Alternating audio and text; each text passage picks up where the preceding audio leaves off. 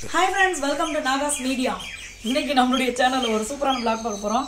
அதுக்கு முன்னாடி பாத்தீங்கன்னா குளுகுளுன வீடியோ ஸ்டார்ட் பண்றதுக்கு முன்னாடி செடிக்கு குளுகுளுன்னு இருக்குறதுக்கு தண்ணி ஊத்திடலாம். ஆல்ரெடி மகி ஊத்திட்டாரு. நான் தான் கெஞ்சி கூத்தாடி மச்சான் ஒரே ஒரு கிளிப்பிங் எடுத்து குடுறா நான் ஊத்துறேன் அப்படினு சொல்லி வாங்கி இருக்கேன். சோ செடிக்கு தண்ணி ஊத்திடலாம். அத மகி என்ன திட்ட ஆரம்பிச்சிட்டாரு. செடி மட்டும் ஆசையா வைக்கிறியா ஒரு தண்ணி ஊத்துறியா நீ எல்லாம் அப்படினு. நானும் ஊத்துறேன்டா தண்ணி அப்படினு சொல்லி தான் ஊத்திட்டு இருக்கேன். வடிஞ்சா ஐயோ நிறைய ஊத்திட்டு போறடா. சரி ஓகே அந்த செடிக்கு தண்ணியை ஊத்திட்டு மொட்டை மாடிக்கு போய் இப்போ காய வேண்டியது வேலை இருக்குது வாங்க போகலாம். மேலே வந்தது மூச்சு வாங்குது. ஸோ ஆயிலெல்லாம் பார்த்தீங்கன்னா நல்ல வெயில் அடிக்குதா, இதை வந்து ஓப்பன் பண்ணி வச்சிடலாம். இது எல்லாத்துலேயுமே பார்த்தீங்கன்னா நம்மளுக்கு வந்து hair oil, skin oil, glow serum அந்த இதில் இந்த மாதிரி இருக்கும் மாறி மாறி. ஃபுல் ட்ரம் இருக்குது பாருங்களேன், நல்ல வாசனை அடிக்குது இது. ஸோ சூப்பராக ரெடி ஆகிட்டு இருக்கு. அப்படியே எல்லாத்தையும் ஓப்பன் பண்ணி விட்ருவான். ஓகே எல்லாத்தையும் ஓப்பன் பண்ணி வச்சுட்டு துணி காய போடணும். மொத்தமாக சேர்த்து வச்சு ஒரு அக்கா வச்சு துணி துவைச்சதுனால ஏகப்பட்ட துணி சேர்ந்து போச்சு. இப்படியே இருக்கட்டும், இது லைட்டாக ஓப்பன் பண்ணி வச்சிடுறேன். ஓகே துணியை காய போடுவோம் ஃபஸ்ட்டு. இது என்னடா இது ட்ரம்மாக இருக்கே இவ்வளவு என்ன அப்படின்னு சொல்லி தெரியாத ஃப்ரெண்ட்ஸுக்கு சொல்கிறேன்.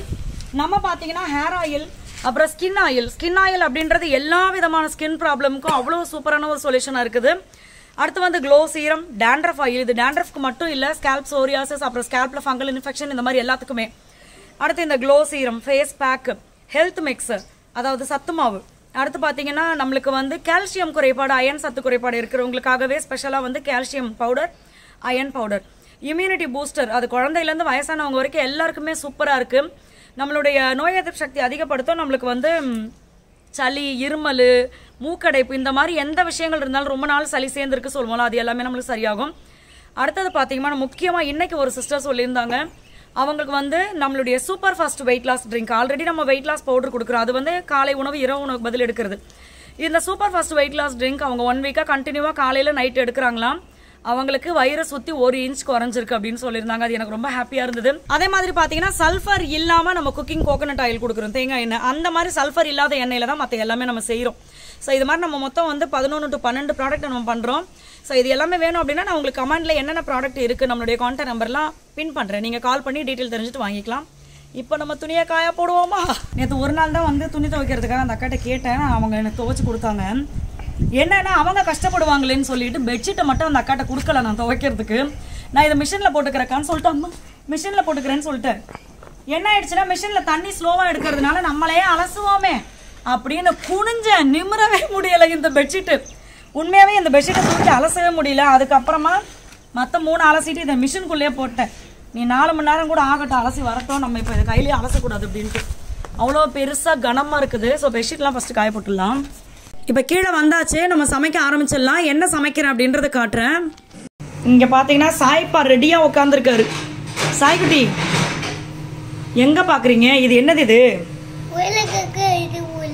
சரி உருளைக்கிழங்கு பாட்டு பாடுங்க.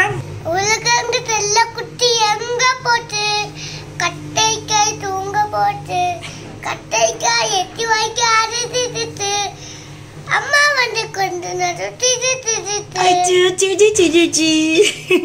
மட்டன் தான் வாங்கிட்டு வந்தாங்க மகி. ஸோ மட்டன் தான் சமைக்க போகிறேன். இதில் வந்து அன்னாசி பூ, அப்புறம் சோம்பு, இந்த மாதிரி மசாலா ஐட்டம்ஸ் மட்டனுக்கு போடுற எல்லாத்தையுமே போட்டு தாளிச்சாச்சு. கருவேப்பிலை, வெங்காயம் நல்லா வதக்கிட்டு அதில் வந்து இஞ்சி பூண்டு பேஸ்ட்டு போட்டு தக்காளியும் போட்டு நல்லா வதக்கிடணும்.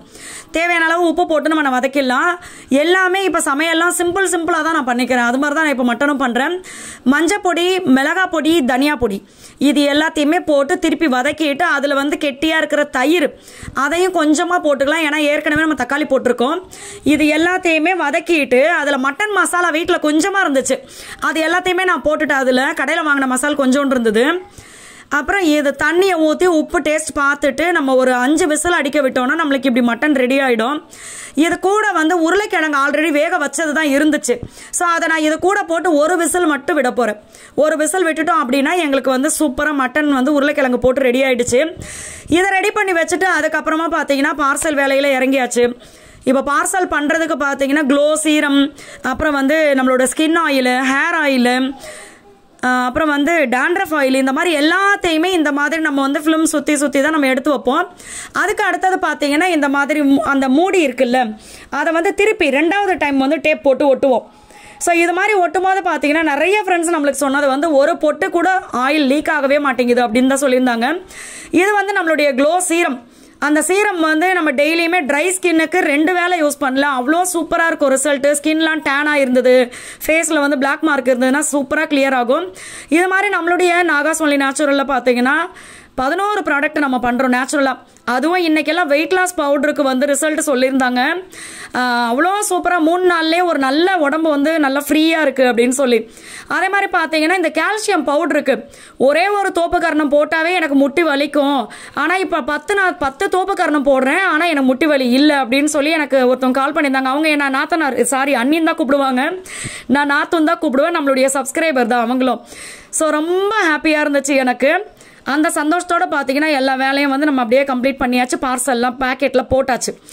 இப்போ கேரட்டை நல்லா துருவிடலாம். கேரட்டை நல்லா துருவிட்டு கேரட் சாதம் பண்ணிடலாம். ஏன்னா வந்து இப்போ மட்டன் குழம்பு வந்து இப்போ மகி நாங்கள்லாம் சாப்பிடுவோம். பிள்ளைங்களுக்கு வந்து மட்டன் குழம்பு சாப்பிடல அப்படின்னா என்ன பண்ணுறது? அதனால் வந்து நான் கேரட் சாதம் செய்கிறேன்.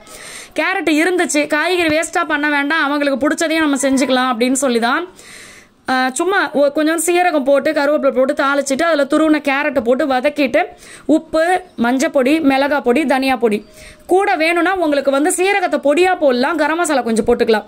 போட்டு நல்லா வதக்கிட்டு அதில் நம்ம வெள்ளை சாதம் போட்டு கிளறிட்டோம் அப்படின்னா சூப்பராக உங்களுக்கு வந்து கேரட் சாதம் ரெடி. குழந்தைங்களுக்கு ரொம்ப பிடிக்கும். இதுக்கு வந்து கொஞ்சோண்டு உருளைக்கிழங்கு பண்ணிக்கலாம் அப்படின்னு சொல்லிட்டு தான் உருளைக்கிழங்கு பண்ணிட்டு இருக்கேன்.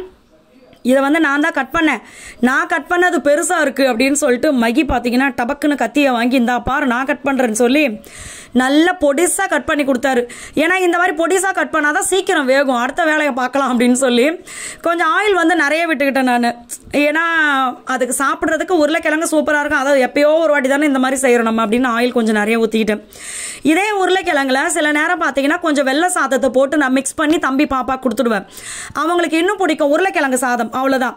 ஸோ அதுக்கப்புறமா பார்த்தீங்கன்னா ஸ்நாக்ஸுக்கு வந்து கொஞ்சோண்டு கொண்டைக்கடலை போட்டு உப்பு போட்டு கொஞ்சோண்டு தண்ணி, அது அந்த முங்குற அளவு கூட ஊற்றக்கூடாது, அதை விட கம்மியாக தான் ஊற்றணும். அந்த மாதிரி பண்ணிட்டா நம்ம வந்து நிறைய தண்ணி ஊற்றி வேக வச்சிங்கன்னா அந்த திருப்பி அந்த தண்ணியை நம்ம குடிக்கவும் மாட்டோம், கீழே தான் ஊற்றுவோம், பயரை மட்டும் தான் சாப்பிடுவோம். அதனால தான் எப்போவுமே அளவாக தண்ணி ஊற்றி வேக வச்சிங்கன்னா உங்களுக்கு வந்து சாப்பிட்றதுக்கு நல்லாயிருக்கும், தண்ணியும் வேஸ்ட்டாக போகாது, அதோட சத்துக்கள் வேஸ்ட்டாக போகாது. இப்போ இந்த உருளைக்கிழங்கும் பார்த்தீங்கன்னா ஃபஸ்ட்டு வதக்கிட்டு அடுத்து மிளகாத்தூள், மஞ்சத்தூள், உப்பு மட்டும் போட்டுட்டேன். அதுக்கப்புறம் என்ன பண்ணுவேன்னா பூண்டு பல் தட்டி லாஸ்ட்டில் போடுவேன், அது காட்டுறேன் நான். இப்போ இந்த கேரட் நம்ம கிண்டி வச்சோம்ல, இதில் கொஞ்சோண்டு நல்லா ஒயிட் ரைஸை போட்டு கிண்டி வச்சிட்டோம் அப்படின்னா சூப்பராக இருக்கும் அந்த கேரட் சாதம். இது கூட நீங்கள் கொஞ்சம் வெதுன்னு குழந்தைங்களுக்கு கொடுக்கும்போது நெய் கலந்து கொடுக்கலாம்.